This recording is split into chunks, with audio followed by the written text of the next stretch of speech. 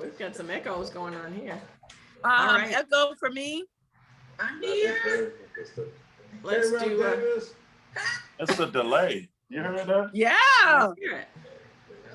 Do you think I need to come off and come back on, Madam President? It's better. I'm trying to get on my computer, Bob. No, it's not you. It's who's doing that Hey, before. President, how you doing? Marsha, you're on mute. No, it's not you. It's who's doing that Hey, before. President, how you doing? When the president is yes. unmuted, we hear us in the background. Marsha, you're on mute. Okay.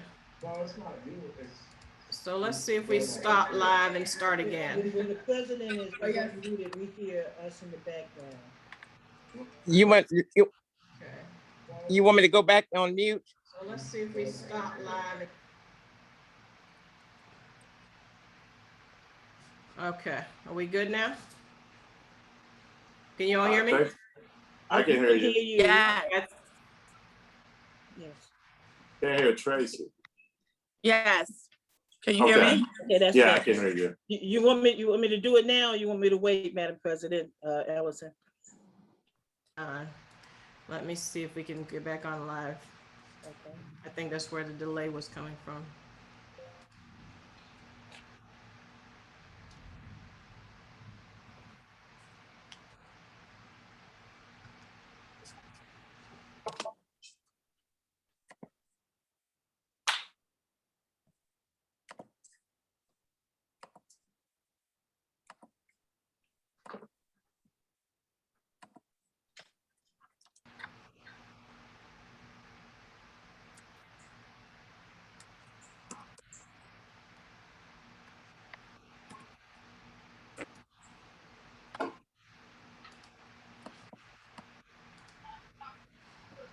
Okay, we are ready to go.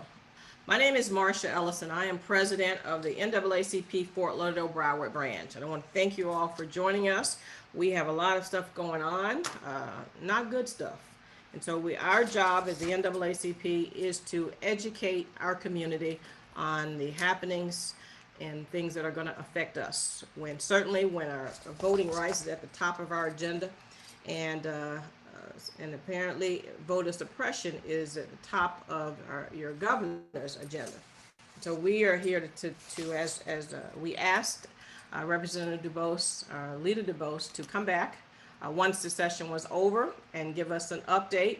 And I can tell you that my counterpart from Jacksonville branch said that if I wanted to know something, to watch Representative Davis's video, look at her work, and just ask anybody. I did, and so we got people who work with the NAACP, people who are NAACPers, and who have been for years and who work with us continuously.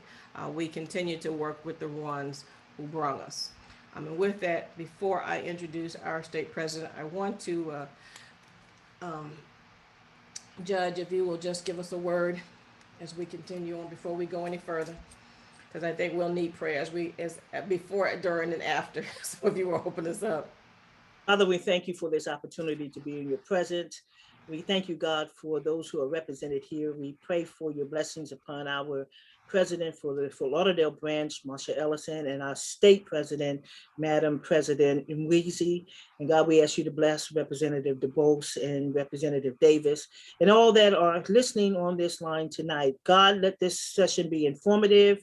God, I ask you now to help us in this struggle, in this fight, for you will not let your people continue to be oppressed.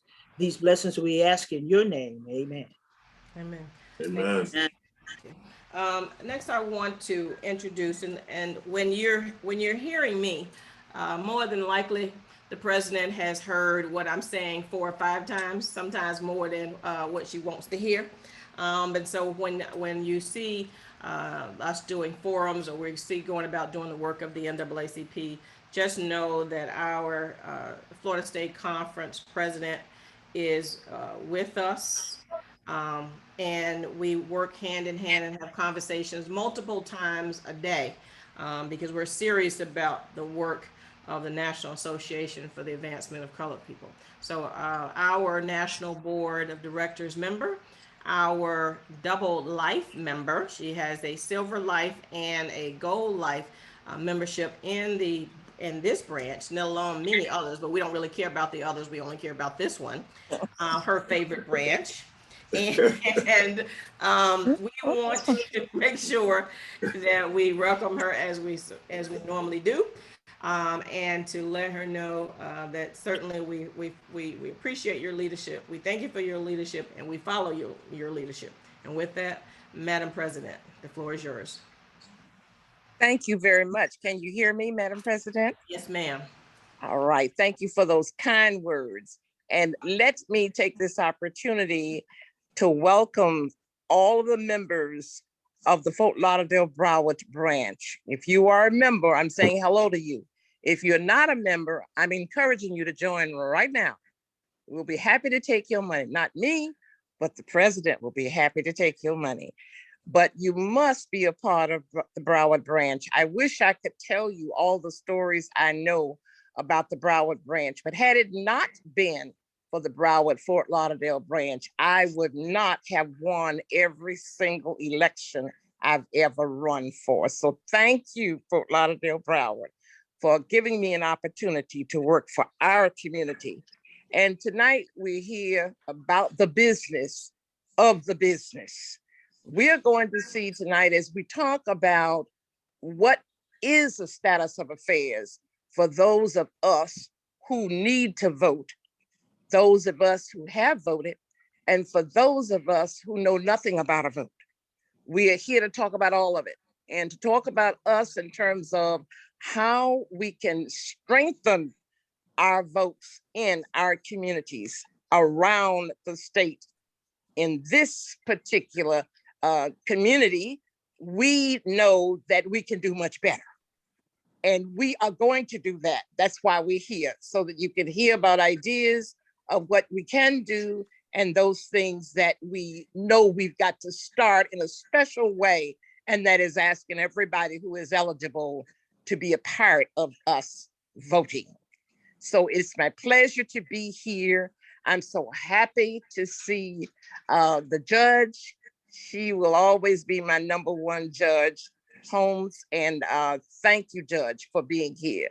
And our representative, Bobby DuBose, you certainly are my favorite for a lot of reasons. And we're happy to have you always, as you started this, because you were very, very young when you started. So we just, Marcia and I just followed you here. You're responsible for us being a part of the organization. This is your home anyway, but Yes, we love ma'am. you, appreciate you, and you just do it all right for us. And this is Representative Davis from Jacksonville. Yes, ma'am. Yes, I ma'am. picked that up correctly. You Well, let did. me tell you, I wouldn't be surprised at all if I knew your family in Jacksonville, because Oh. I went to school in Jacksonville from 8th to 12th grades at Boylan Haven. It was a boarding school that was there. Yes. You remember hearing about that? I have, Madam President. I have. Small I world, think isn't it? I know, and we have to be related. Yes, we are, I'm sure. But thank you all so much. I love all of you. We love you too, Madam President. Absolutely. Absolutely, we do. Yes.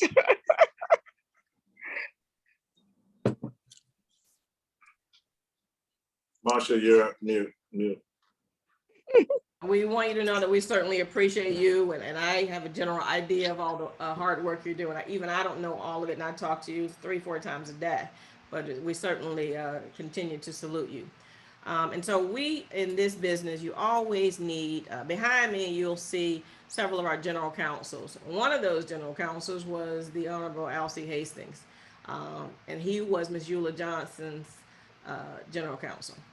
I, on the other hand, have a different hammer, and that person is no other than the Judge Alona Holmes. She'll always be judge to me, and so with that, our general counsel, if we will take the reins from here, Judge Holmes. All right, good afternoon and good evening to everyone. Madam President Ellison, thank you. Madam State President Nweezy, thank you. I'm very happy to welcome State Representative Bobby DuBose, as well as State Representative Tracie Davis. And before I proceed forward, I've been rehearsing for this for the last 7 minutes. But I understand that today is your birthday. So I'm gonna make you happy because I know you're sad because of Senate Bill 90 being signed on your birthday. So here we go. Happy birthday to you. Happy birthday to you. Happy birthday, Representative Davis. Happy birthday to you. I love it. All Thank right. you so much. What a surprise. Thank you so much for that. I think I scared the viewers. I told Representative DuBose, I said, we're going to have some fun tonight. Thank you. So Madam President, you want me to take it and give a backdrop, or I'm done? I want you to, we're just gonna talk, we have some questions, and we wanna know, I want to follow along, if Representative Davis and Representative DuBose, let's talk about how we got here. Now, I have had many phone calls and texts and emails from you all as the process it started one place and it ended where. Now, none of this where it ended, not where it started, and none of this is good. Nothing in this bill is good, it's just different. So if you'll just walk us through, the two of you, how we got here and where we were and where we are now. I will. I'm gonna defer to Rep. Davis and let her walk us through it. But I'll say a couple of opening comments about this bill and this process that I want everyone that's watching to understand. From the very beginning, Rep. Davis, I asked her to take the lead. She's a part of the leadership team that I assembled in the House. She has the experience in the background, and she did a phenomenal job. And in doing so, immediately she reached out to our allied partners, and one of our main allied partners who took the lead and partnered with us on this journey was the NAACP. And when I say she was there every step of the way, and we were constantly on the phone, and you all were very receptive and played a key role right up into the last version. And she'll get into some of that about how this bill morphed into its different forms, because it was never good. It was always a bad piece of legislation from beginning to end. I will say, even the last time that I came on, it was myself and SOE Scott, and we talked about the bill and the status that it was.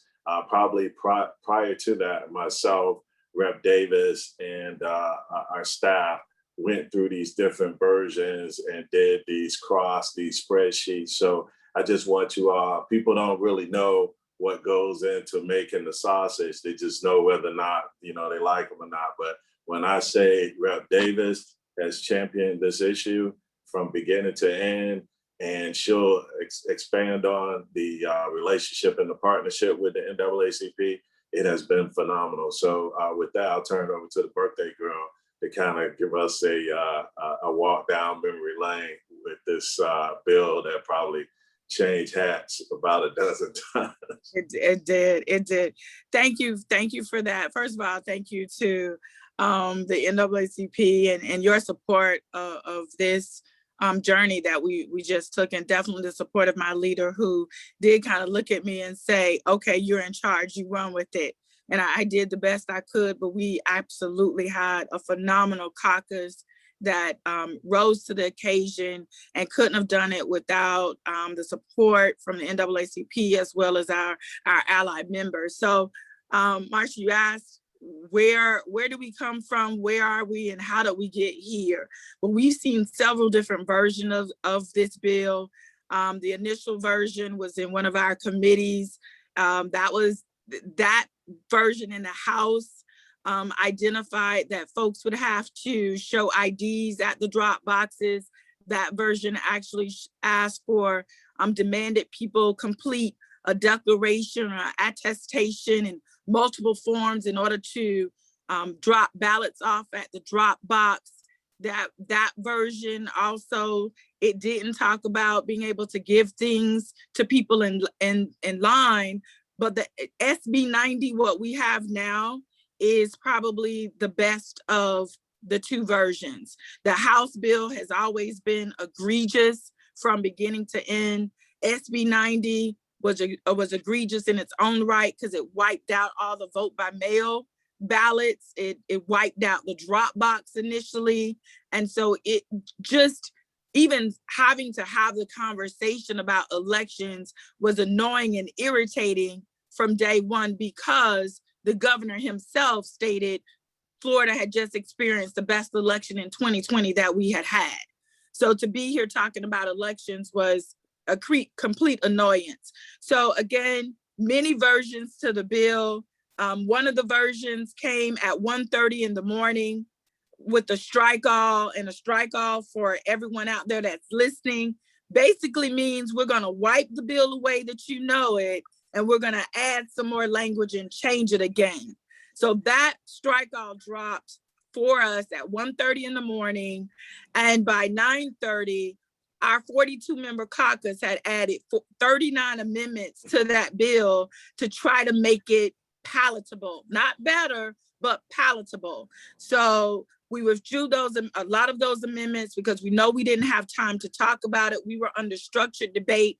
If you all were ever watching us and tried to figure out, why are they moving so fast? Why does it seem like they're not having enough time to ask questions or debate? It was always because we were in structured debate and we were censored and basically limited on the amount of time that we had to talk about this bill for the public to even know the draconian, egregious measures that was in this bill. We never were able to go through all of what's in this bill to get people up in arms, really ready to go. The NAACP knew what was in this bill, but my leader said it long time ago when we were first kind of getting really into it. He said, this feels like a power grab.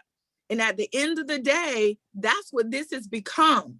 By the time we got to the last version that we saw at 3:30 in the afternoon, where we were literally given 1 hour to ask questions, add amendments, and debate this bill, talking about being censored, 3:30 in the afternoon, and we literally had 2 hours to familiarize ourselves with this bill.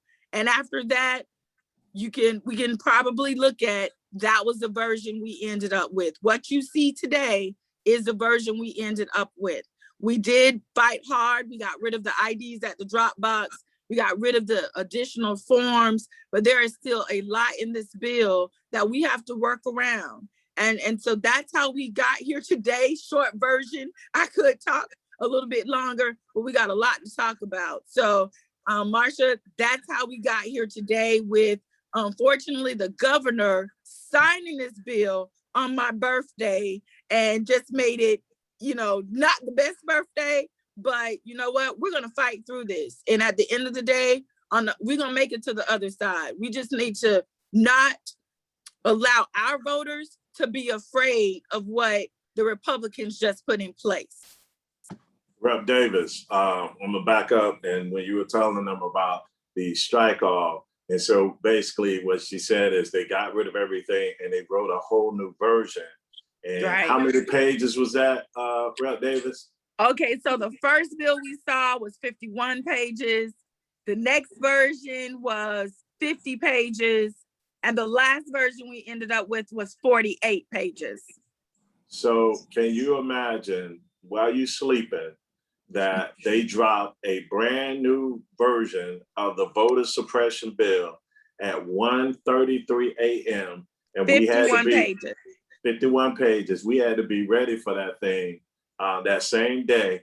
But Right. Mind you, and when I tell you, somebody who worked, and y'all hear her passion, and this calm Rep. Davis about this bill, it gets her worked up.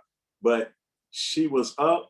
She stayed up till about 3:34 in the morning to make sure that she had read through it. She had did a comparison so that she could present to the caucus where we were at. And the whole time, who were you on the phone with, Rep. Davis, back and forth while you were working this bill in the AM to the next morning? Who were you on the phone with? I have to mention her name, and that was Pamela Birchford. Pamela And she Birchford. represents who? She represents the NAACP every day, all day. Yes, she does. So when I was setting the stage, I wasn't just giving you fluff.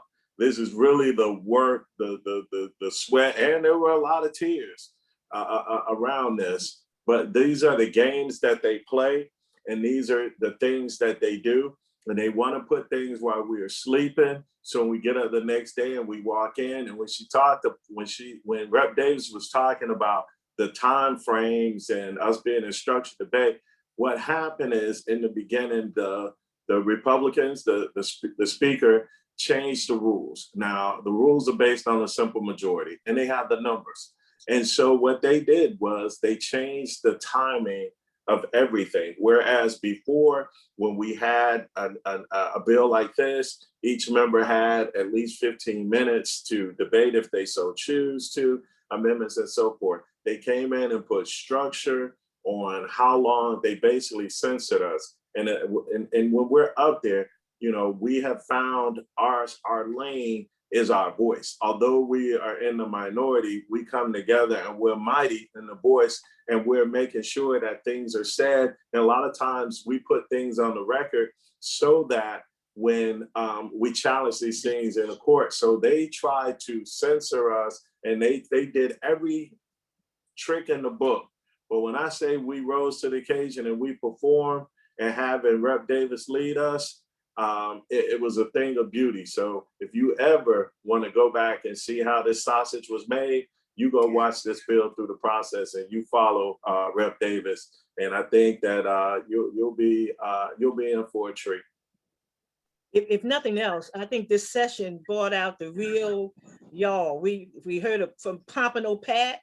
Now we got Jayville Tracie.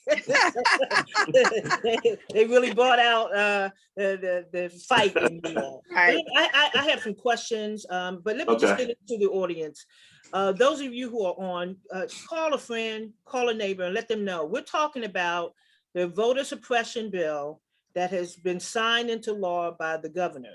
He did so without allowing any other news outlet for the signature except Fox News.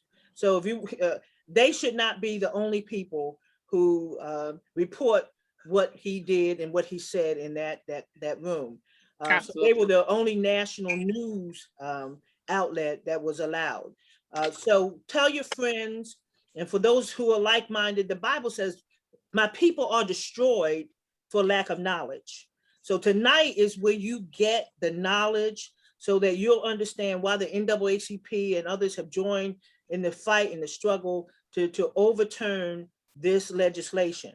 So the first question, what are the requirements under this new bill for requesting a vote by mail ballot? And that's either Representative DuBose or Representative Davis. I'll jump in, I'll take it. The requirements now for somebody to request a vote by mail ballot is to identify their date of birth, or identify their date of birth with a Florida driver's license number, or the Florida ID number, or the last four of their social security number. That is new. That happened. And if you're changing anything in your voter record, you also have to identify one of those pieces as well. The bill itself says whatever the supervisor of elections office has on file. These pieces are asked on the voter registration application. So if you indicate your last four of your social, that may not be information that the elections office has on file. So you can identify your driver's license, of your Florida ID number, or the last four of your social security number. But that's new. What if you don't have those pieces of identification, the ID card, the driver's license, or your social security card? That means you don't get a vote by mail ballot? That means you just asked the question that we asked several thousand times, and 28,000 people in Pinellas County fall in that category. So what the sponsor of the bill said, and my leader will remember this, what the sponsor of the bill said, and we can't identify whether that's true or not. If the person is already registered, then they will be okay. That's what we were told. And to that point too, a lot of this stuff will be challenged, but you know, our colleagues across the aisle were very bold in presenting this legislation. In fact, throughout this session, when they couldn't answer the question, they would tell us because they can. That was the answer. When Right. one member questioned, you know, certain aspects of the bill. And let me just say this too, as we move forward, let's be clear. This legislation is a piece of a larger narrative. This isn't just Florida.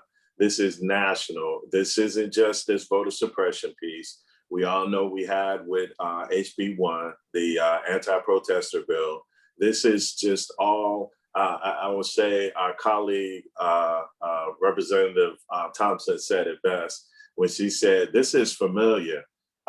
You know, I remember Jim Crow. This is him in a suit with a briefcase, and this is James Crow, Esquire. And so we like to also, AKA, refer to him as Jim Crow 2.0. And so I just want to set that narrative too. I don't want people to miss what's going on here, what's going on nationally here. You know, we've had this conversation about HB1, and now we're talking about voter suppression. So those questions that you ask are the very questions that we ask. And as Rep. Davis pointed out, they either chose not to answer, gave incomplete answers, or in some instances just flat out lied. But that is one that I think will be challenged in the courts. And to this day, I still don't think they have an answer for it. The next question is, are the supervisor of elections allowed to set out drop boxes? Can they still? Yes, they can. Rep. Davis, and let me just say this, Rep. Davis worked in SOE for like 15 years. So this is her wheelhouse.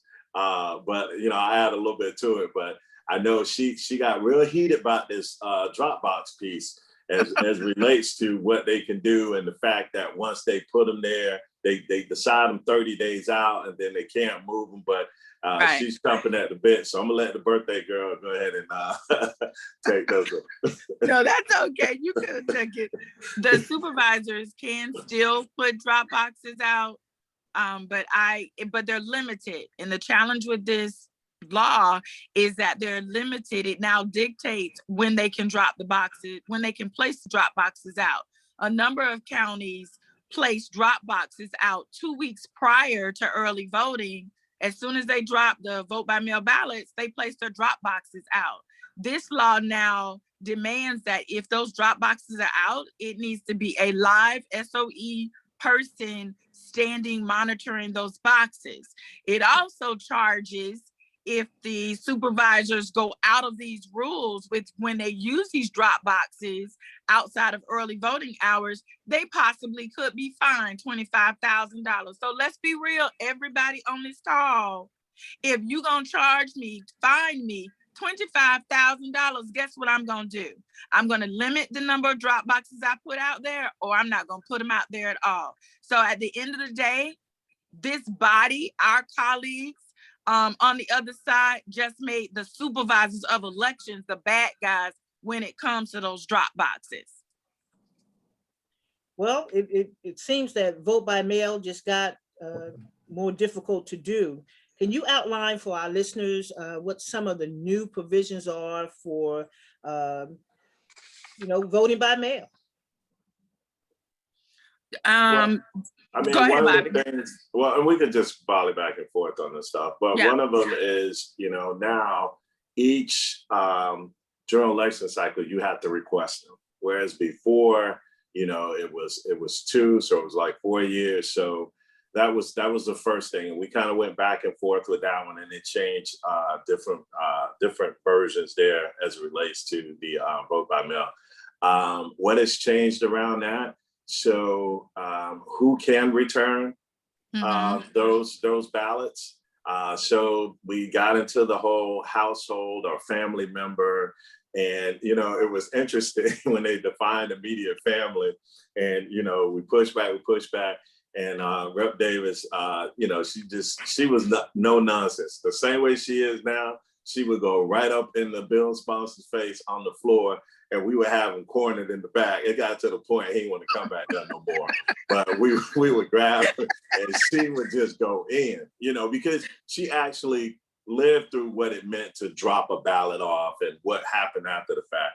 And so now it's immediate family, but they include, I think it was grandkids. And then the other thing is that you can only pick up 2 non-family member ballots to return. Let me think, what else, Tracie, that they do on there? You basically hit it, because we had already talked about the new requirements to request a vote by mail ballot. We talked about the vote by mail ballots and the drop boxes. We talked about how many ballots can be brought back and who can bring them back. And those are really the most important things. But you all are gonna keep hearing me say, these rules are in place, but we gonna work through this, because we cannot let these rules, these laws that they just put in place, make our voters afraid. And that's what this is about. We gotta keep registering our voters. We're gonna keep engaging people, and we're gonna make sure they're not afraid, whether they wanna go vote early, whether they're gonna use the drop box, or whether they're gonna election day. They cannot be afraid of what this suppressive measure is trying to do. And that's, you're just gonna keep hearing me say, we cannot let them be afraid. Let me ask you this. Something, Judge. Okay. So it's immediate family. What defines immediate family in this bill? Because my big mama raised me is my immediate family. Maybe right. not blood, but whatever. Yep. What happens to me if I bring Big Mama's ballot in and I can't prove that she is my immediate family, whatever that definition is? And that definition was more around blood, relative, because that was some of the discussion. That was actually, I want to say, Rep. Joseph offered an amendment and tried to explain, within the Black community, we could have a bunch of folks that live with us, and they're family. They are family to us. That's what we know, but they may not meet that definition of immediate family, like you said. And so the explanation was given, those, 2 that you can bring in that are non-family members, that should cover those folks. But that definition, that definition, and that's when they extended it to grandkids. Right. So it's immediate family. Go ahead, Rep. Davis. No, you covered it. It's as far as they're concerned, it's the husband, the wife, the children, the spouse, the grandparent, and now the grandchild. That's what our colleagues consider immediate family. But like Representative DuBose said, that doesn't mean the same thing in our households. So again, we are not going to be afraid. We're going to work through this. But the issue with that is they've limited you to 2 per election. So I'm just going to be real. There are no forms to sign at this point. You're not showing any ID at this point. So who's to say whether you to bring in 2 back or you go to another site and drop off 2 more? Let's figure it out. Let's figure it out. Right. And so their whole thing was, after they said, the golden standard, they were like, oh, there's, this fraud, there's ballot harvesting and all that other stuff. And so as we were fighting through this, and Rep. Davis is pointing out, we as a folks, people have learned to be very creative and still service our community. But in that regard, that was one of the big ones. Even if you are engaged and you're not married, you fall outside of their definition. And then if you took your fiance's ballot, that would be one of your 2 that you're allowed during that cycle. What is my aunt? Because I have a great aunt, 2 greats. That is my grandmother's sister. who is, you know, almost 90, who she likes to have her ballot. She doesn't like it mail for us to turn it in. So is that, I noticed, I didn't hear aunt on the list, That's one of you two. Yeah, but yeah. that's my immediate family.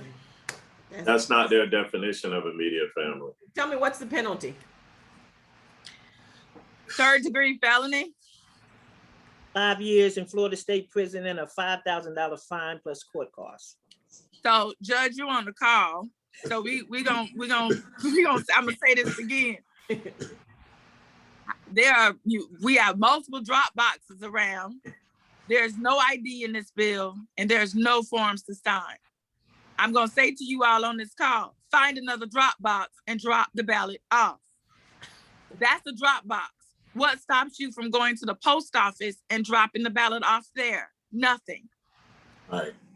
And so that, these were the discussion, debate, and a lot of the pushback, because at one point they had, I want to say 3 forms you had to deal with. Right. You had to sign forms, and like if you in your scenario, Madam President, she would have to sign a declaration form for you to take, and say you went there and you left your ID or you didn't have ID, then you would have to sign an attestation form. I mean, when I say, they had all these different things in there, this thing has been different. This ugly bill has taken on so many ugly mugshots that it's unbelievable. But as it stands now, and listen to Rep. Davis closely, they have it lined up that way in the law. And now the reason why we point that out, and she explains those things, is because if someone were to,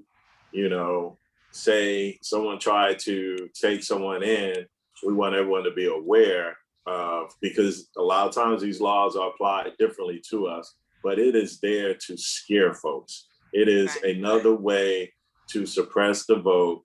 And that's exactly what they're trying to do. So we want you to know it, the both sides of the coin when we talk about this stuff. And I'll jump in. I want to add something to this. One of the lines of questioning when you're talking about this little piece right here is that we tried to make the point, why does it matter who returns a ballot? So what has happened, just so you all know why this piece was put in here, there was nothing in law before this session that identified how many ballots a person could return anywhere. It was always how many ballots a person could pick up, their immediate family plus 2 members, or the number of people outside of the family. But there's never anything in our law that says how many ballots a person can return. And my questioning was always, why does it matter how many ballots a person returns? Because the supervisors have a measure and a procedure as described by law to identify your vote by mail ballot belongs to you by way of the signature. They have your signature, they have your address, they have your date of birth, and they have your name. So they have a process in place. That's why it just did not matter how many ballots a person brought back. And that was the point we were trying to make. It didn't push the needle, but we were trying to force it. Well, let me ask you something. Is there any prohibition? And I haven't read the bill in detail, but I have read the certain provisions of putting stamps on the ballot, collecting them, putting stamps on them, and taking to the post office.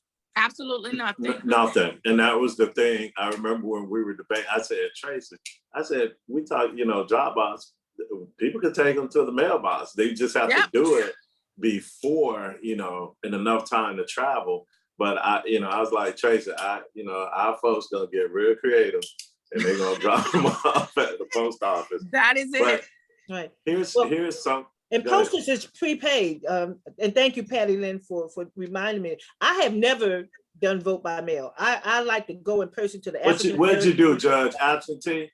No, I go 45 to said there was I fly home. I don't care where I am. I go to the African American Research Library. Yeah, I busted my security, but I feel like I'm with the ancestors when I go there to vote. So, but yeah, the postage is prepaid, so I don't see any prohibition or But violation. that's of not law. all, that's not the other 66 counties, so that's the Right. point that we were arguing. I knew in Broward, we, a couple of cycles back, we started, paying for our postage there, but that's not in the other counties, and that's Yeah. where it becomes an issue.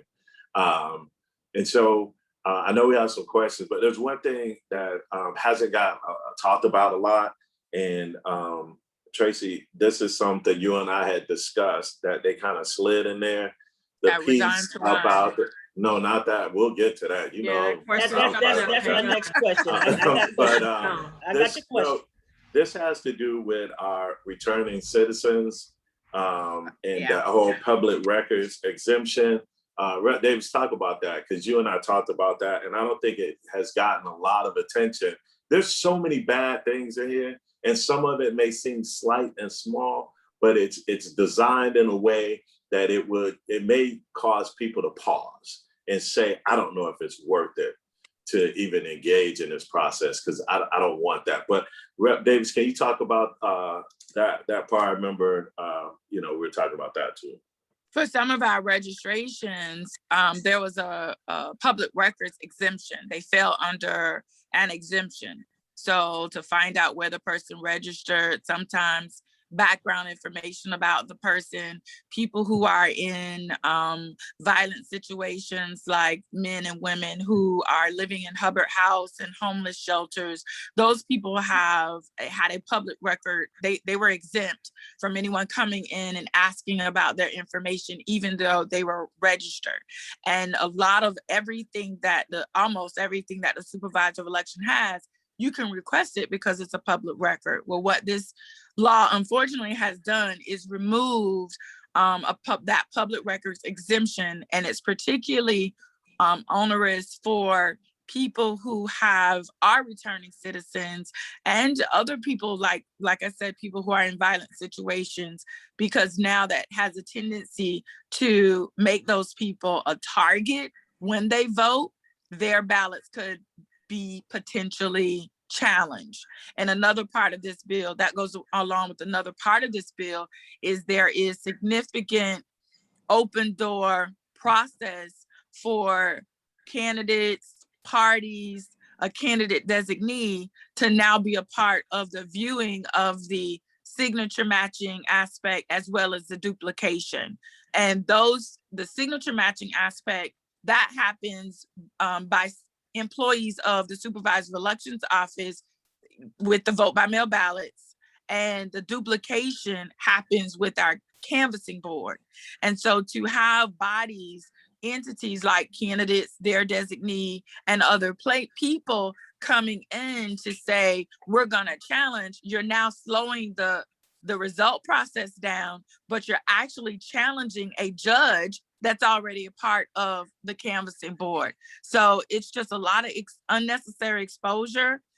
We were moving that exemption and making some of our returning citizens potentially become targets and have their ballots challenged.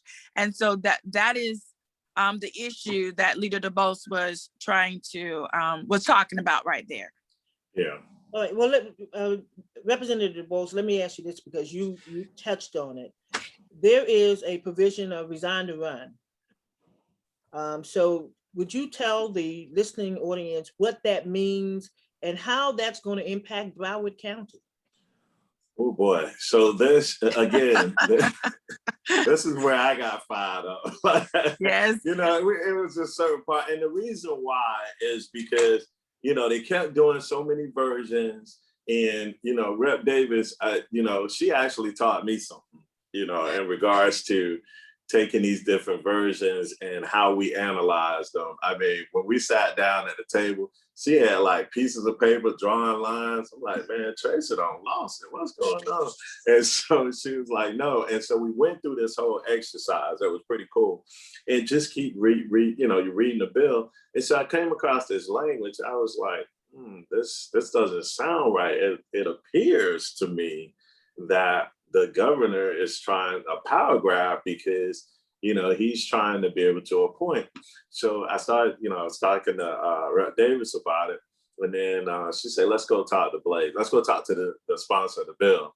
Well, he had no answers. And then he was like, well, taught the staff. So anyway, long story short, let me kind of get, so basically we have in law resign to run. And so if an individual resigns from office to run for a higher office, what the law says is there will be a special election. Now, I will add, because some people may think back in history, that law has changed back and forth. Most people remember more was when it was changed for Charlie Crist and so forth. But the way it was up until Tracie's birthday and her governor signed this bill, the way it was, if you resign to run for a higher office, then there's a special election that would happen. Now, and that's for, well, congressional is codified by the US Constitution, but for state senate, state rep, for your charter, your state charter offices, which would be supervisor election, school board, county commission, state attorney, and that fall under that. Now, this would not apply to municipalities and cities because they have their own charter. They're different. So I just want to let that out. And then what I wanted, the distinction is, and Broward became a big focus of this because of what was currently going on, and the governor was trying to make this, well, he did make this power play. And most people, you may miss it because we have had the governor come in and appoint people, you know, our sheriff, and we've had a county commission. But when you think about it, those folks have either been removed or someone has passed, or if you just flat out resign from your office, then yes, the governor has that authority to appoint.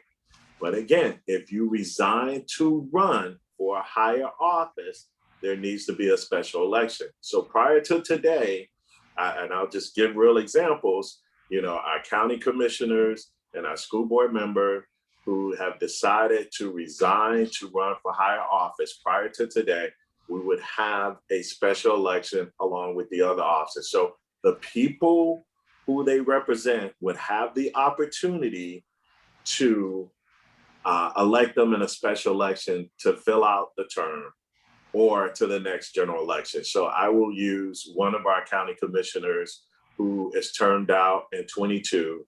So there will be a special election if they did it before to finish out their term, and then there'll be an election. So I want to be very clear, that's how it was. Now, the governor has expanded his authority to appoint. So now for those offices, if someone resigns to run for a higher office and it's just on those charter officers, he can now appoint. He can appoint for the school board, he can appoint for the county commission, just those offices. The resign to run still applies for the state senate and the state rep. And that's the way the resign to run. So this bill now has given the governor more authority. So And that was the power grab. That was the power grab. So basically, he has, or the legislature, your colleagues have given him the right to appoint a county commissioner or in a school board representative, a school board representative hypothetically in Broward County. Let's use Right. names and who. So we talking about who seats on what. Okay, so what are we looking at? So now the governor can appoint Commissioner Tracie because she is resigning to run for a higher office. You cannot hold two offices at the same time. Commissioner Dale Holness and school board chair Dr. Rosalind Osgood, who are postured to resign to run for office. And so as of what about the Senate? That's what that. No. No, okay. No. So those are special. That's these charter officers. Charter, okay. Resign to run for state office. So he has the way it is. Before they were a part of, everyone's a part of resign to run, but now with this law, they have expanded his power, and he can appoint to those seats. You will have a special election for the state Senate for Senator Thurston's seat. You will have a special election for my seat. You will have a special election for any other, for Representative Amari Hardy, and anyone else who is a state rep or state senator who decides to run. You will have a special election. And again, the congressional, because that's codified in the US Constitution, that's not the state. But these other offices that were in the posture for special election, which again was Commissioner Sharif, Commissioner Holness, and School Board Chair Osgood, are no longer in that posture. The governor will be appointing upon their resignation. He will now be able to appoint. And here's the issue. Here's the problem. It was a political move. We all know the governor is up for re-election in 22, and let's just be out front with it. And he's running for president. And so regardless of whoever he appoints, be it a Republican or a dino, a Democrat in name only, I would say, these people are going to be friendly to him and allow him to have a friendly platform in a very, very blue county. And we all know past history has shown us that our statewide election has been very, very close, very, very thin. Last time he won by 30-some thousand votes.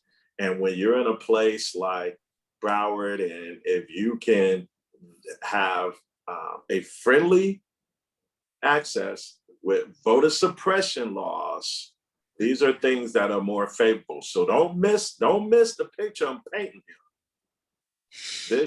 This is all by design. And so like Rep. Davis said, we cannot be afraid. We have to still push through and continue to embrace the power of our vote. We saw how our vote created Wakanda Broward. We saw what our vote did in Georgia. We saw what our vote did to get us a Black female vice president of this United States. So that's why Jim Crow is 2.0 is extremely active, because Black folks have understood and are now maturing and embracing the power of our vote and everything. They are unleashing everything. So we have to invoke our ancestors who stood up and they had dogs and hoses and they pushed out the vote. We have to continue. We know elections have consequences. And so with these laws in place, we just have to maneuver through them, and we can do it. And we continue to have forums like this. We continue to educate our folks. You are here. Those of you who are here, put in your questions if you're not clear, because you are now ambassadors to go out into our community and tell folks, don't be afraid. This is what it means, and this is what it means that you need to do. Representative Davis, I know you're passionate about this, but let me ask you this. You have no idea. Just listening to him just brought tears. Go ahead.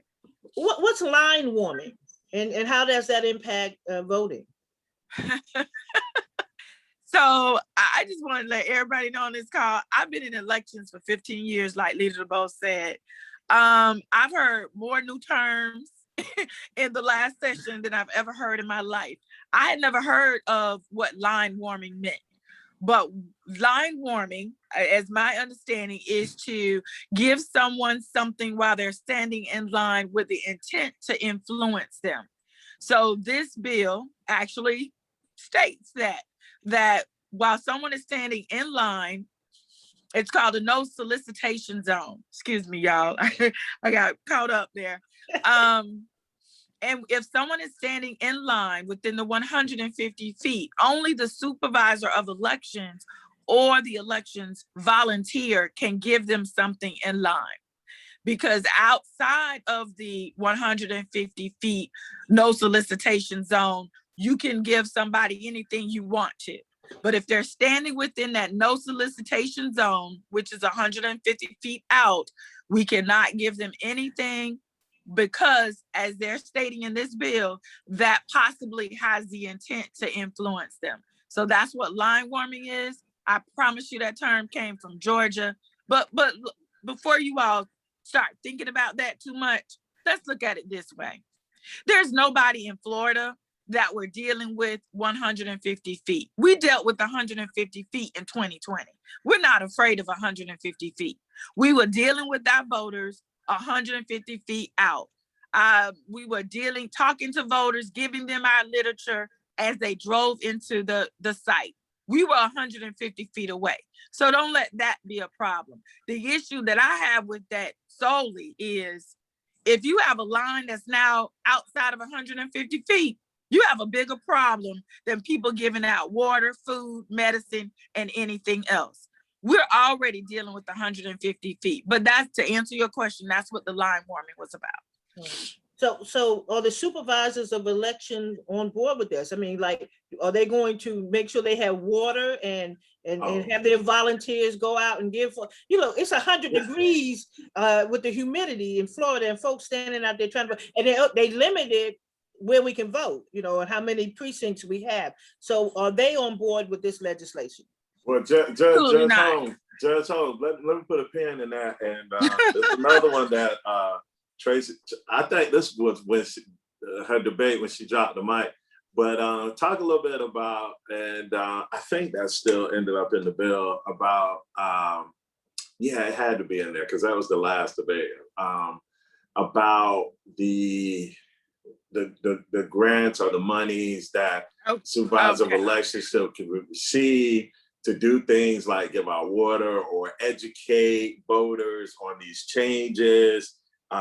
This was a healthy exchange between Rep. Davis and the bill sponsor, and only she could bring the passion on that one, Rep. Davis. Judge, she was going down there. She didn't even know she was going down that line, Rep. DuBose. So, Judge, you said, are the supervisors on point with it? Are they in agreement to it? Absolutely not. We had a letter sent to all 42 of us. I want to say they sent it to everyone in the House. They did. That said, we are, as the current form of this bill, SB 90 or 11 or HB 7041, we are in support of neither one of these bills in their current state. And so the one big thing that this bill did do is ban the supervisors from being able to apply for private grant money outside of a local government, state government, or federal government.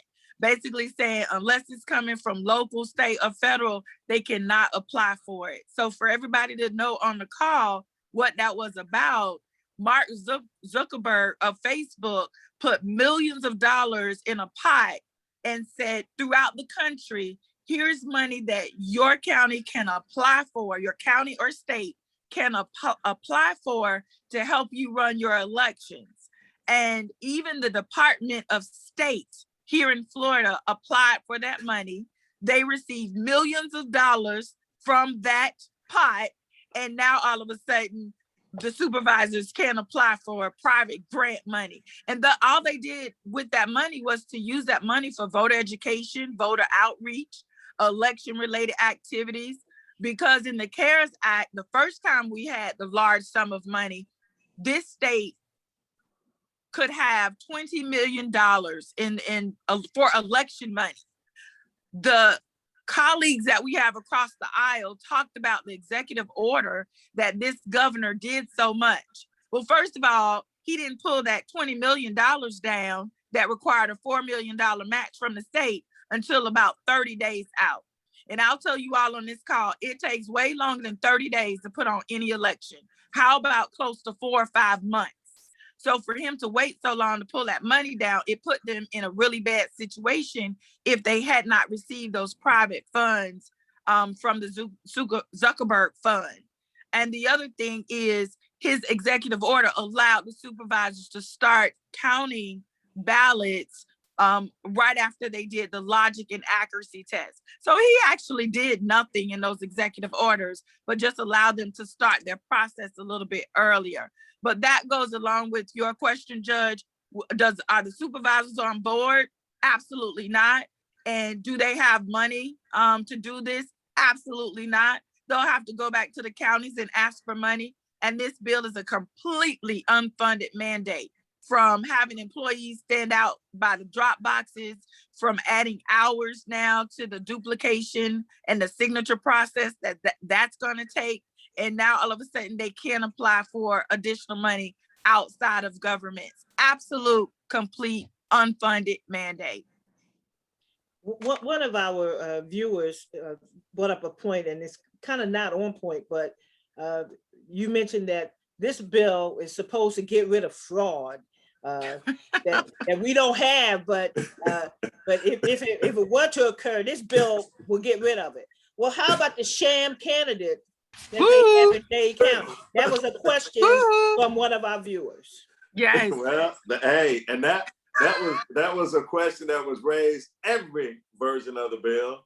That was amendments that was put out there. In fact, names were dropped and everything. And again, no answer, Nope. incomplete answers. And so it really solidified the fact that this bill was not intended to capture fraud. It was a bill designed to silence votes in communities of color, period. And that's absolutely, I'll add to that. You're absolutely right. The other part of this, according to the bill sponsor, this bill was put in place for the fraud. And he repeated, there are no guardrails on certain aspects of our election. So this bill was to make sure we had security and guardrails in place. Well, there are ways to provide security. This bill is not it. And I mean, it was such a slap in the face in my opinion, to the Secretary of State and the 67 SOEs throughout the state. On one hand, you tell them, hey, this is a gold standard, this is the model, this is the best election ever. And then you turn around and then you come up with this bill where you're saying, everything under the sun is wrong and we need to correct you. So the bill itself is a shame. Well, let me ask this. There was an incident in St. Lucie County where the supervisor of elections allowed, I think, a candidate to come in and sort of like oversee what was going on for the canvassing board and that person came in and started objecting to every signature that the canvassing board talked about.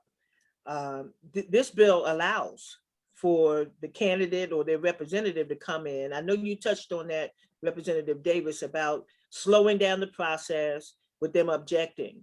Tell the audience how that really is going to work and what that's going to mean. We're no longer going to be the gold standard based upon what you said. You're absolutely right. And you couldn't have said it any better. So people have always been able to come in and watch the duplication process. And let me go back. And so the people that are in charge of the duplication process right now, and Judge, you may have served as one of those canvassing board members, is a judge on it's a canvassing board. And that canvassing board is responsible for watching the duplication of the ballots, identifying the intent of the voter. That is what that board does. We have ballots that come in that some are damaged, some can't be read by the machine, and the canvassing board, that is a person chosen by a chief judge, but it is a judge on the board. It is the supervisor of the elections is a part of the board, as well as a commissioner, or in my case in Duval County, we call them city council people. So it's usually a three-person board that makes those decisions of the intent of the voter. So when that happens, now that you've signified, mandated in law that a candidate or the candidate's designee or someone from the political parties can come in and begin to challenge those duplications, who are you challenging? Because the question with that is, you have a judge on the canvassing board. So if you're challenging the judge on the canvassing board, where is this going to go? It's going to go to more courts where another judge is going to decide. So what has just happened is we have opened up this process for challenges to be made to a board where a judge already sits, and the 7:30, 7:45, 8 o'clock timeline of results that people are used to here in Florida will not happen anymore, because processes like that will definitely slow us down, and you're not going to get results as fast as Floridians are used to, because your supervisors and your canvassing board is not going to be able to produce this quickly. Well, I sincerely hope that one of y'all will be on CNN when they say Florida still has not been called. One of y'all will be on there saying, we told you. we told you so. saying you can thank the governor for Senate Bill 90. That's why it's not been called. Madam President, there are questions in the chat and the Q&A. Do you want me to address those, or but I will turn it back over to you for that. And Judge and Madam President, I will apologize if we kind of took over, but you know, Rep. Davis and I feed off each other. Information we ain't How had. passionate she is, and it just gets me worked up. And you know, I would never be okay with voter suppression. I'm excited too, but I forgot to mention one thing. Today, as soon as Governor DeSantis signed the bill, the NAACP filed a federal lawsuit challenging the constitutionality of this bill. The lawsuit was also joined by an organization that represents disabled people because it limits their access. If you're a quadriplegic, you can't get out and go drop your ballot. And somebody, you know, if you're limited to 2, you know, your ballot doesn't get counted. So the NAACP has drafted a multi-page lawsuit. You can get a copy of it because it is now in the Northern District Federal Court. So that would track it to the 11th Circuit. It would track it up to the U.S. Supreme Court eventually. But I will say that on Tuesday of this week, the U.S. Supreme Court heard a similar attack on a bill that restricted access and suppressed votes from Arizona. And some of the questions, and you know, the Supreme Court is like very heavily conservative, 6-3 basically. So it's going to take some finagling by the justices in the 3 to really, you know, talk to the majority to say, look, this does suppress the vote. But some of the questions that were asked, from my reading of a transcript, the feeling was, well, some of these provisions, and I will tell you that the ballot harvesting, that came straight out of Arizona. Florida the only thing Florida changed was state of Florida.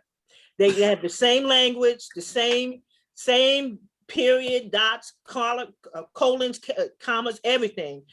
So that is being heard by the U.S. Supreme Court. But one of the questions asked by Justice Kagan was, how do we differentiate between them being merely inconvenienced, which can be remedied, or is this really a denial of access to the ballot based upon their race?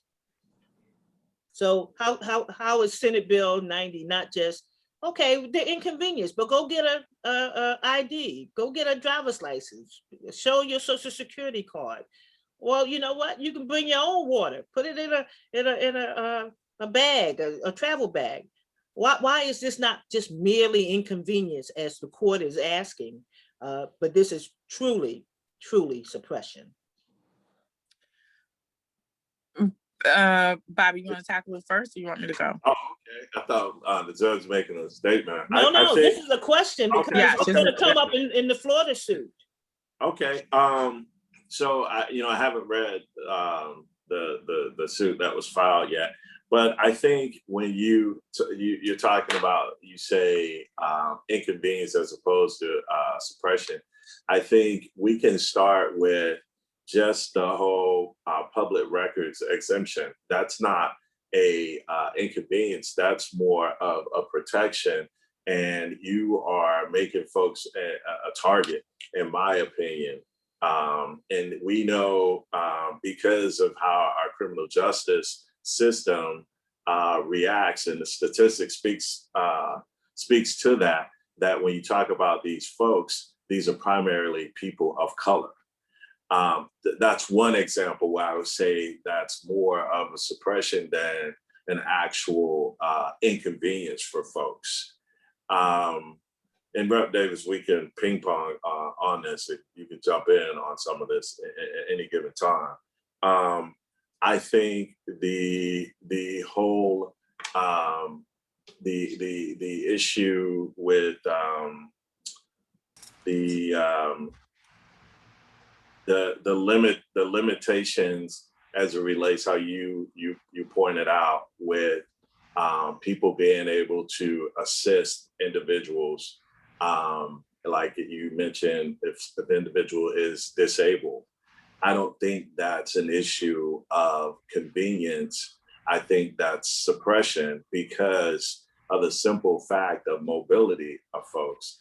When we talk about seniors, there are people who live in assisted living facilities who have no family, who depend on their caretaker. And now you're saying, if I'm the caretaker and I have taken for the cycle 2 ballots of my great aunt, my grandma's sisters, and I'm done. And now the one person that's in assisted living facility that depends on me, that has no additional family, you're saying I can help. That's not convenience. That's suppression to me. Those are two. Go ahead. No, keep going, leader. That was good. I was just gonna add, but finish the statement. No, go ahead. And I have to add to the seniors aspect, the people with disabilities aspect that you talked about are right on it. I think for me, and Judge, you're listening, and we're all on this call, it's the restrictions now that this bill has put in place after restrictions that were not there in 2020. And so we've come off of that election, and now we're here and we're restricting people with the number of ballots that they can return. That was not there prior. So why now is it a restriction of how many ballots that a person can return? Leader DuBose was right on it. Why are we limiting who can pick up a ballot, who can take a ballot? Because I can use my 90-year-old mother-in-law all day long, like he said, who does not drive. If she leaves the house, it's someone taking her. And that is a choice. Her wanting to use a drop box method because she doesn't want to mail her ballot back, I see that as a choice being removed from her. And so, the lawyers will hash it out, Judge, and some of the better answers from that. But, now we had drop boxes all over the place. Now we have restrictions in our 67 counties as to when these drop boxes can now even be rolled out and used. Go ahead. And I would add too, where I think I would draw a difference as opposed to convenience and suppression. I would think the restrictions in here as it relates to the access of a resource to educate the voter. This restriction that they put in, these unfunded mandates, where now these SOEs don't have the funding to educate the public as relates to these changes to laws, that some are third-degree felons. That's not an inconvenience issue. To me, that's a suppression, because you're not giving folks the knowledge where you're changing law for understanding. So you're putting a restriction that outside of this law would allow these SOEs to draw resources to educate folks about not only the changes in this law, but also what could result in a penalty and what cannot result. I think I saw something on the news, maybe CNN, MSNBC, because I don't watch Fox like that, but they were showing a comparison. I think it was two people who had voted, they had unknowingly did something to violate the law. Maybe their ID was expired, but what the contrast was the Black female ended up doing jail time and the white male did not. So I think there are enough examples to make the argument of how these changes or these slights of convenience have played out where people have actually served time. And I think that those examples to me show that it's not a lack of convenience, it's another form of voter suppression, because but for this law, you have individuals who would have not in normal circumstances been charged a third-degree felon and would have been put into court. Put into jail. So, I'm no lawyer, but if I had to be thrown in and had to do some on-the-job training, I would start shaping my argument around these things. But then I don't know, Right. I would look at Judge Holmes and maybe give her a call and redirect it. But that's what the lawsuit, the NAACP lawsuit, does bring out the 14th Amendment, an equal protection problem, and a due process issue. And it does talk about the First Amendment, right? Yeah, and definitely First Amendment. A chilling effect on what people can say and do. Everything that the Supreme Court has already ruled to be unconstitutional, the state of Florida has reinstituted by House, the House Bill 1, the anti-rioting bill, and now House Senate Bill 90 for the voter suppression. So we'll have to see, but what I will do, Madam President, I will make sure that we post the press release is already out there, so you can go to NAACP.org, NAACP.org to read the press release. I will get. We'll send it out as well. Okay, and I'll get a copy Judge, a couple of the lawsuit has multiple challenges multiple provisions in SB 90, including the new identification requirements for voters requesting vote by mail ballots, the restrictions and new requirements for standing vote by mail ballot applications, limitations on when, where, and how drop boxes can be used, limitations on third-party vote by mail ballot return, a vague and overbroad prohibition on conduct near polling places, including likely criminalizing offering the free food and water and relief to Florida voters waiting in long lines. And so we'll send out a link to the actual lawsuit. I serve as the chair of the Florida Civic Engagement Committee, and as that will be my responsibility, and more often than not, to be the one who testifies on behalf of the Florida State Conference, as I did for Amendment 4. And so, as before the and Madam President, you did lawsuit, a great job. We filed before the ink dried on this mess today. It had already been filed, and we stand ready to defend this and go into court. Our state president, had this. It was that lawsuit. It was HB 1. It is the Pasco County giving the children's information to the sheriff and criminalizing them. And there's also issue in Miami-Dade with the Formula 1. So on this past Sunday, under the leadership of President Weze, the state conference signed off on 4 lawsuits. So we certainly are ready to move forward with this. I see, Judge, Miami-Dade's Paulette, who is our civic engagement chair for Miami-Dade, and she and I work very closely together. Paulette, your quick question. Unmute, please.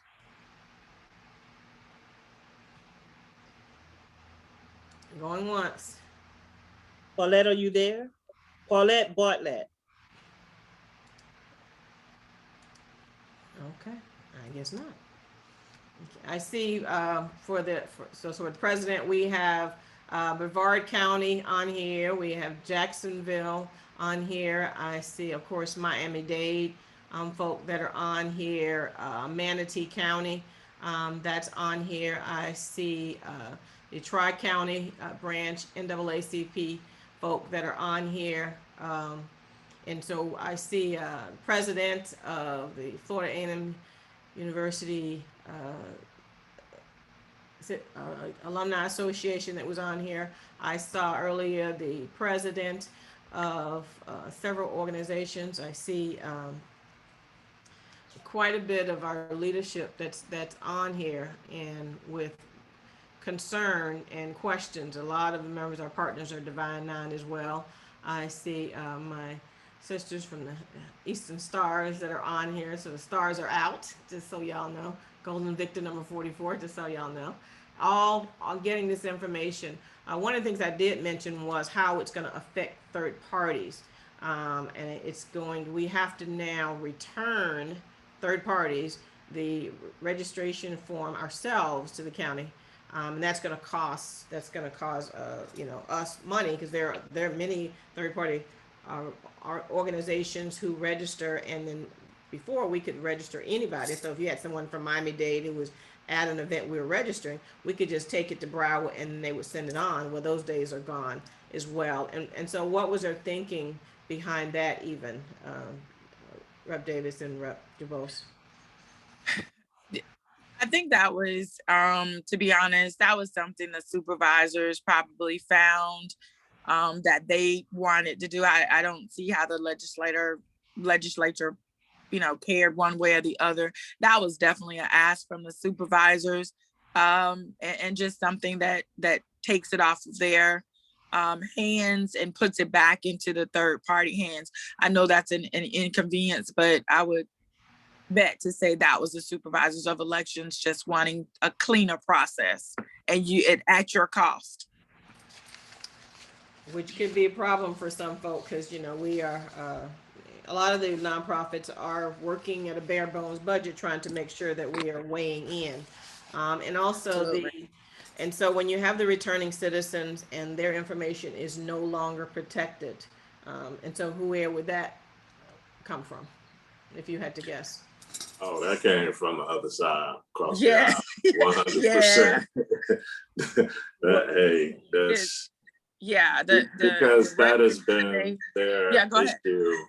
I mean, Madam President, when you see how they handled Amendment 4, all the way through the chambers, the lawsuit that you all prevailed on, and then they kicked it up to the 11th, and that was the governor that was appealing that. So they've been pretty consistent in how they feel and how they treat returning citizens, and every opportunity they get, and this, in my opinion, was another opportunity for them to do something that was going to adversely affect that population, because they know that it's problematic to them, maintaining their numbers.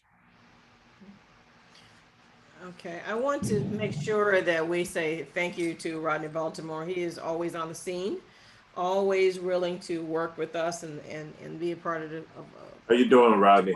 What's fair and what's just. And so that's always important, that people never forget, where they've come from, and know that we're all still in the struggle. I want to take this time now to hear from Rodney, and then after that, I'd like to, if you want anything you want to share, a question you want to ask Rodney, go right ahead. Well, just thank you. I was a little late at the beginning. It seems like the Heritage Foundation had funneled so much money for all these causes. Is any money coming into to combat what's going on, to counter? The Heritage Foundation spent about $24 million for these conservative causes. Is there any money that's coming in to at least try to match or challenge some of this, what's going on, this craziness? We had, Rodney, we had a number of allied groups working with us to combat this along the way. And I do know they get funding for all of this combating they do.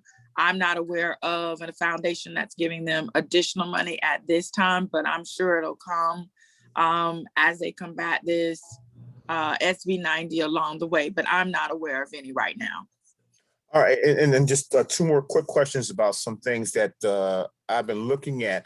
One was Black cemeteries. I think there was something in the Tampa Bay Tribune today. Then also the fact that though they celebrate Juneteenth in Texas, our Emancipation Day is May 20th. And I understand there was a move at one point to change the date. Okay, so yeah, so the Black cemeteries, that bill passed, that was Rep. Driscoll, and there's more like a task force based on one that they discovered in Tampa, but we know throughout the state. So there's some legislation that passed that will now, the state will take a proactive approach of identifying and putting a task force together. As it relates to Juneteenth, so there was a bill that Senator Tracie and McClurdy, Rep. McClurdy. And Rep. McClurdy put Yeah. forth. Now they put it in for Juneteenth, and but there was some concern about May 20th is the day that that's supposed to happen in Florida, and so there wasn't a real appetite primarily over in the House. And at the very end, I had some conversation with the Speaker, and so he didn't want to do a national holiday, but he wanted to do a day of observance. And so we already have that for Juneteenth. So we're like, okay, it's the last couple of days trying to get stuff done. So we said, okay, we'll do it for May 20th, Emancipation Day. And I'm just going to give you what came out of that so you can understand the level of, I guess, ignorance is the best way I can put it. So we were trying, they were looking at it and they said, okay, well, we'll do it, but we want to do it for February 1st, because that's the start of Black History Month. So we were all like, no. Okay, we're talking about a mess. And so these are, so when you're dealing with these folks on issues like this, there's a whole nother level of not only trying to get it through, but then you have to try and educate. And then on top of your history, they want to come and tell you what they think is the best thing. And they were trying to tell us that we should observe Emancipation Day of February, because, that's what they know as Black. They want to put everything in February. So needless to say, it didn't make it through. It didn't come to fruition, but I'm pretty sure there'll continue to be a push the next session to get this type of stuff through. And it was more so Speaker Sprouse, who didn't want to, felt like, well, we have all these national holidays, more people would want them, but we have Confederate Flag Day, we have General Lee, these are what we're putting out there. But, he okay with that. Like, of course that should be. But that's what happened with that legislation. And so the push was to make it a national, a state holiday, and then also recognize May 20th as well. One more quick question, kind of related topic. Representative Rodriguez, why is this observation about the horrors of communism when you can't recognize some of the atrocities that happen here in the state of Florida? So I almost got into that. So what happened, we passed that off over to the Senate. And so what the Senate did and what Senator Tracie did. And can you give them a background about what I'm talking about in case someone doesn't know? Well, I mean, they wanted a day to recognize, basically what happened with Cuba and, what was bad and, that whole deal. And I'm not trying to take away from that or belittle it, but there was a whole lot of, yes, let's do this over in the House. And there was great debate, and, you know, people stood up, and it was very interesting to me that, you know, some of our allies would stand up for that, but they wouldn't stand up and speak about HB1. And so we passed that over to the Senate because, you know, both chambers have to agree. And so that whole communist piece got over to the Senate. And what Senator Tracie had done, because he had tried to work with the speaker over in the House on Juneteenth. So they tacked it on to that whole communist bill, and it bounced it back over. And so if they wanted that bill, then that's where we were trying to negotiate. And so what ended up coming out, as opposed to trying to get something, as opposed to nothing, was to get an observance for May 20th, Emancipation Day. And that's when it fell apart, when they told us, well, we can recognize Emancipation Day in Florida, but we want to do it in February. And literally, this is the type of stuff when you're fighting SB 90 and you're working on other stuff, they come with things of this nature. So that's what happened. And that's why both of those failed, because Senator Tracie was able to tack it on and send it over. And that's kind of the story this session on that. I'm pretty sure to be back next session. And Rep. Davis can pick up the mantle and continue to fight that. Oh, no.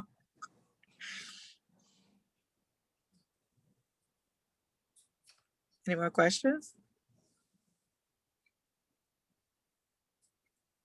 Were there any other questions in the Q&A, Judge? How about with this, the burning up in Palm Beach County with the particles in the smoking with the big farmers and sugar to, you know, the glades, in particular, Oakley Glades. The particulate matter. Are you talking about the farm bill?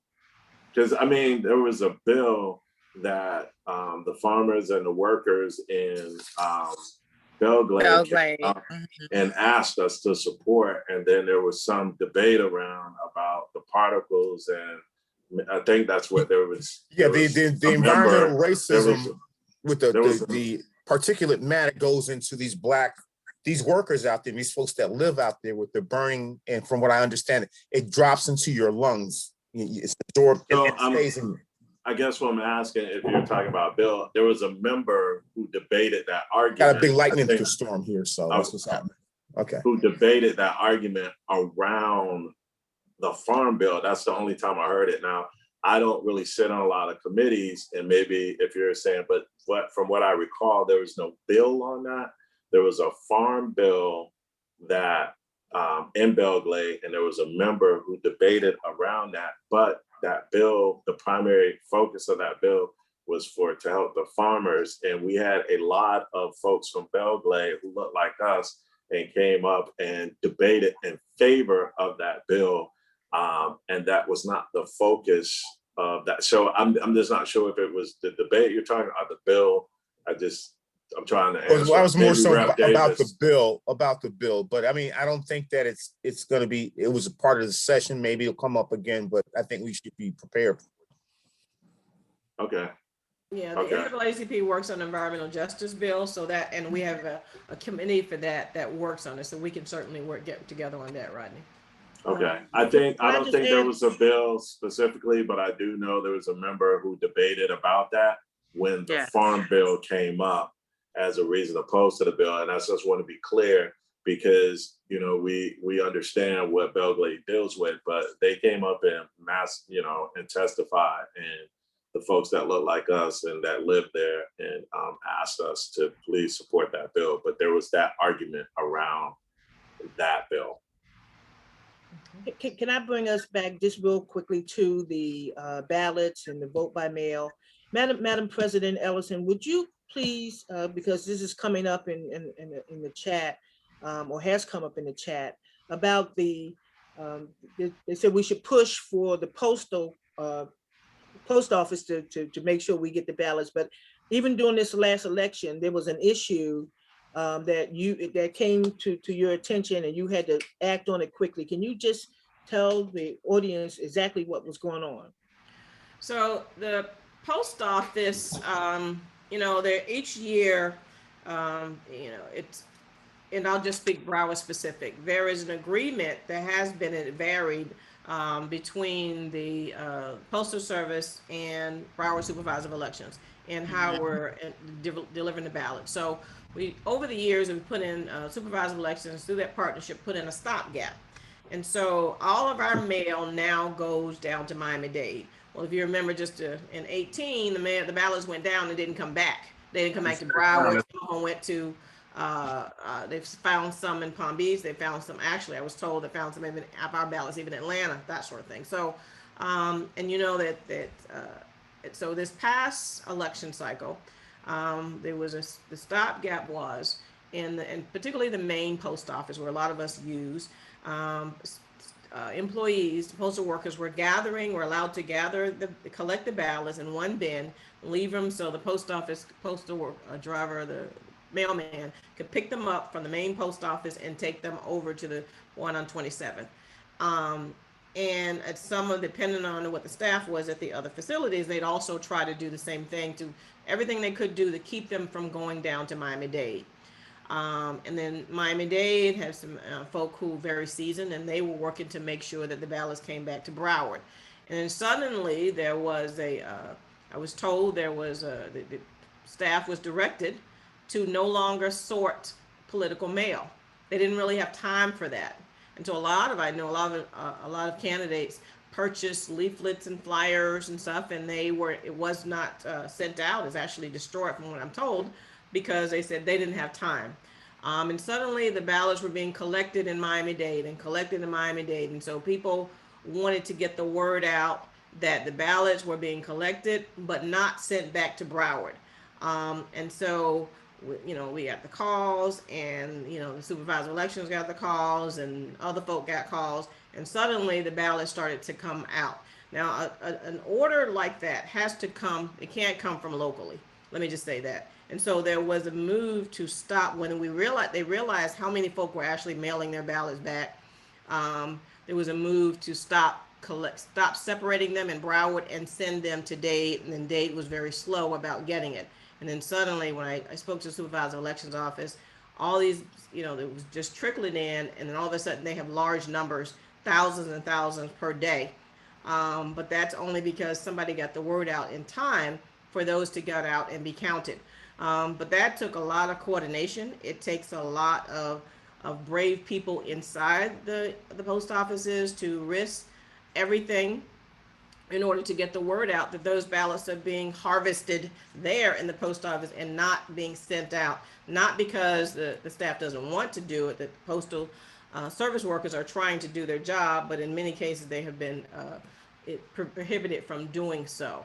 And so, I said to our supervisor of elections, we have to talk about that, because since 18, there has been, these calls that suddenly our directions are changing. So we have to be very mindful with the post office. So we would suggest that folk don't mail their ballot, less within 14 days. After that, we would suggest taking it to the supervisor of elections office, because strange things have happened with people's ballot. And so that when you take your ballot to the main post office, there's no stamp. It's gathered, and then there's nothing that says it was dropped off in time, that it was dropped off at all. Then it goes down to Miami-Dade to have a whole nother process, which is another issue that we have. You can't say how long they've had it and dropped it off. So there's been some issues and concerns with the Postal Service. That has been going on, and it worked out better last year, but it's still not good. And there's a potential for disaster again, as we believe it was in 2018. Okay. All right, we're going to wrap up now. We're going to give, looks like Rep. Davis is away, so we will end with 2 minutes. Representative DuBose. I think she's still there. Yeah. It's, Okay. she's probably All right, on the I was- move. ladies I was It's just her first. moving birthday. around. She's trying to get some barbecue. Birthday girl goes first then. She's probably hoping Robert taking her out to dinner. So I Yeah. figured she was trying to, because she was trying to move, but she's still there. Okay, Representative Davis, you have the floor. Thank you, Madam President. And it was, I was just listening to you tell your story, and just know to your Broward folks that we've had that issue here in Duval County too. And while I was with the elections office, we had to do some real soul searching with the postmaster and just try to get them on our side, because you're absolutely right. That what's happening with those ballots not being funneled correctly, that's happening internally. And so it's a struggle, and it sounds like it's a struggle from county to county. But I just wanted to say thank you to everyone on the call. Thank you to the NAACP for everything you're doing, knowing that that lawsuit you filed, that lawsuit is for every person of color, it's for every senior, it's for every person with disability, because that's what this law is doing, trying to negate those people and make them afraid. We're going to get to the polls, but we need to make sure that people with special situations are not afraid, because new laws have been put in place that seem like they're targeted at them. We're not going to fall for it. We know it's voter suppression, and we're going to fight through it. There are ways around what has been put in play. We just got to sit down, come up with a plan, and make sure we're getting around those ways. Again, thank you everyone for the invitation. I so enjoyed being here with you all tonight. And I look forward to having an invitation anytime you all ask. Thank you, Madam President. Thank you, Leader DuBose. Count on it, Representative. Count on it. Representative DuBose. Hey, Rep Davis, before you jump off, I just want to say happy birthday to you again. You know what? I can't say it. I don't know. Just I'm really proud of you. You really stepped up, and I just want the folks throughout the state to really understand the sacrifice and all that you endured. It has been a fight. We gave you a couple of examples of her being up all night. And I just want to give her a kudos. Too often we wait until it's too late to give folks their flowers. And if I can, take a little privilege and give her some flowers on her birthday, when I talked to her and I realized today was her birthday, she was still as excited and as passionate to come and do this forum and be a part of this. And so happy birthday, Rep Davis. Look like, I'll see you on the 17th, and we'll celebrate again. Madam President, NAACP, thank you. I am always NAACP proud. I don't know if our state president is still on, but she is correct. When we opened up, she has known me since I was a little boy in the NAACP, not really knowing that I would be in this position, but the NAACP has poured into me throughout the years. So I'm always so excited, and on this journey, I continue. When these bills have shown their ugly faces, the first thing I do is I call it NAACP, and we have walked hand in hand, and you all have been the best partner, not only up in Tallahassee, but throughout the state. I have been on forums in Duval County and as far south as the South Dade County chapter down there. And so we got to continue to do this, folks. I will end like I opened. What we're dealing with is Jim Crow 2.0. We are talking about a portion of what's going on, as you heard from Judge Holmes, when she talked about this bill being verbatim from Arizona. We saw this coming, and in fact, it got national news with Georgia, but Georgia just moved their bill a lot faster. But at the same time, we were in the infant stage of our bill being introduced. And this is a piece of it. We said HB1. There's so many other parts to this. So we got to stay woke. We got to make sure that we continue to educate. And as Rep Davis said, we can't be afraid to vote. We got to maneuver through this, folks. We have felt the power of our vote. We got to embrace it. We got to invoke our ancestors. They were never afraid. They always stood up. They always did what they did, and no matter what the cost was. So we got to continue to fight. Sometimes the fruit of our labor, we may not see. Sometimes we may be in the season of planting the seeds. We got to be like MLK. We may not see the mountaintop, but what we're doing is for generations to come. So we must keep the fight, and we must support the NAACP, because we need the NAACP more today than we needed yesterday because of what they're doing. Jim Crow 2.0 is real, folks. Again, thank you for the opportunity, the platform. I am always here. Call me night or day. I'm NAACP proud, and whenever and wherever, y'all will always have Bobby DuBose, no matter what the title. Thank you. And our own Madam President. Thought I was getting by that, but I lost that one. I want you to know that this is so informative and enjoyable. I'm hoping that we will take, opportunities for others to hear it and to see it. Our representatives are just top notch. I mean, they paid attention. They knew everything that was going on. They really need to come and help us, Madam President, Broward, Fort Lauderdale. We need some help from the elected officials that spoke tonight so they can help us with those 4 lawsuits. You know that I have 2 of them in my pocket now. So we really need to get busy. Very informative and enjoyable. And I'm just so proud of you, Madam President. You're always doing such an outstanding job in informing us and making sure there are no questions once we leave you. So thank you very, very much. And I'd like to thank all of the members of the NAACP that are attending this activity. It's certainly one that I hope each of you will have in your various communities. Much needed. And we have just started the work that we've got to do. We know this is going to be 24/7. We've got to find a way to get Florida moving. This is bothering me. You talk about the tears of Representative Davis. I've got them too. I share them with her, because as we work, we've got a cry to keep us going that energizes us. And we want, Representative Davis, and certainly our judge, and our very own Bobby DuBose, Representative DuBose. We're so proud of him in a very, very special way as an NAACPer. And we welcome him home every time we see him. We couldn't be prouder.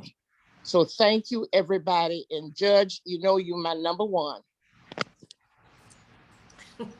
That's on the record, so I'll make the rest of them we'll have something to say about that, but that's okay.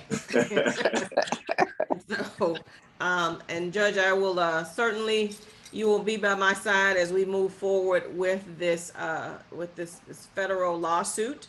We will be gathering information, and we are on call with our attorneys, as with LDF and the other firms that we're working.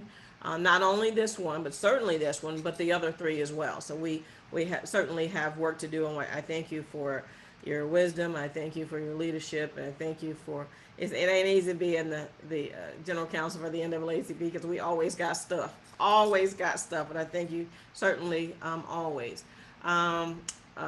Minister Bridget Edwards, are you able to unmute? Yes, ma'am. Okay. I believe all hearts and minds are clear. If you will go on. Let us go before the throne of grace. Gracious, eternal God and Father, we give thanks to you for everything, God, that was said on this forum. Father, we pray that the fight has just begun. Let us not grow weary in our well-doing.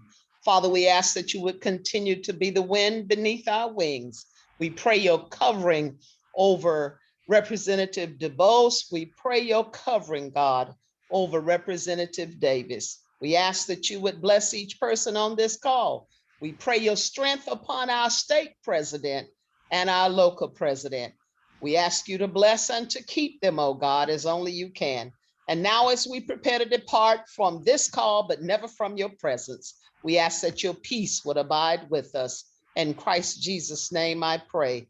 Amen. Amen. Thank you, everyone. Appreciate it. Good night. Good night. Good night, everyone.